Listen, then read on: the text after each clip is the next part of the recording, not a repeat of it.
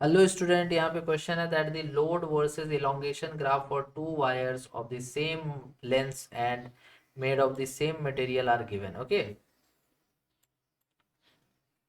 ठीक है, made from the same material are shown in the figure. Which of the two wires P or Q is thinner of the two. देखिए इसको कैसे बनाना है। देखिए अगर आपको याद होगा तो यंग्स मॉडुलस का फॉर्मूला हमारा होता है स्ट्रेस अपॉन स्ट्रेन, जिसमें कि स्ट्रेस की वैल्यू आप लिखते हो फोर्स बाय एरिया। स्ट्रेस क्या लिखते हो? Force by area. और स्ट्रेन क्या लिखते हो बच्चे? स्ट्रेन आप लिखते हो delta L upon L, change in length by length.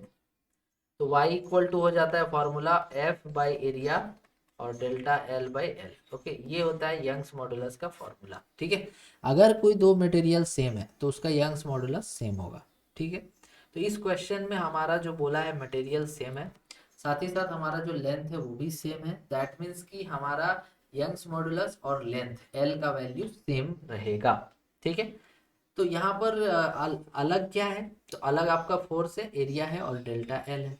ठीक है, चलिए, तो इसमें देखिए कि अगर हम लोग लिखेंगे फॉर पी तो पी के लिए अगर लिखेंगे तो y equals to force on P, length same है इसीलिए एल रख रहे हैं, area of P into delta L of P.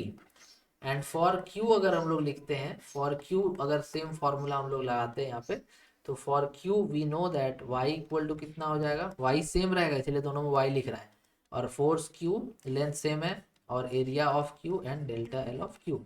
अब दोनों इक्वेशन को आप इक्वेट कर दीजिए, तो इक्वेटिंग बोथ इक्वेशंस, तो इक्वेट करिए। तो इक्वेट करने से आपका y सेम हो जाएगा। So f into P upon area p into delta L, P L cut गया, और F upon Q, F Q upon A Q into delta L Q. अब हमें एरिया का बारे में बात करना है, इसीलिए हम लोग लिखेंगे area of P by area of Q is equal to force of P into delta L Q divided by force on Q upon delta L P. चलिए अब हम लोग क्या करते हैं, हम लोग एक ऐसा पॉइंट लेते हैं जहाँ पे दोनों का एक्सटेंशन सेम है।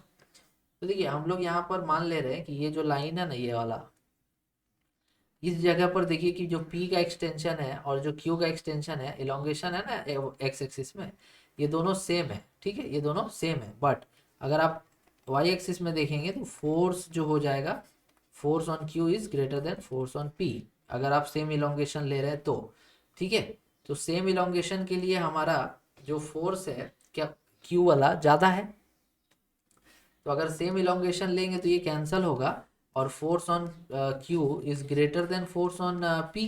दैट मीन्स कि जो रेशियो है A P by A Q का, ये रेशियो लेस देन वन होगा, है ना, क्योंकि ये जो क्यू है ज़्यादा है फोर्स और पी जो कम है, इसलिए वन से कम होगा। तो इससे ये पता चलेगा कि A P is less than A Q, मतलब कि वायर पी जो है वो ज़्यादा थिन होगा। So P is a thinner wire, so P is a thinner wire, P is thin, P is thin, यही आंसर हम लोग का हो जाएगा। तो पी जो है वो थिन वायर होगा। आई होप आपको ये क्वेश्चन समझ आ गया होगा। Thank you.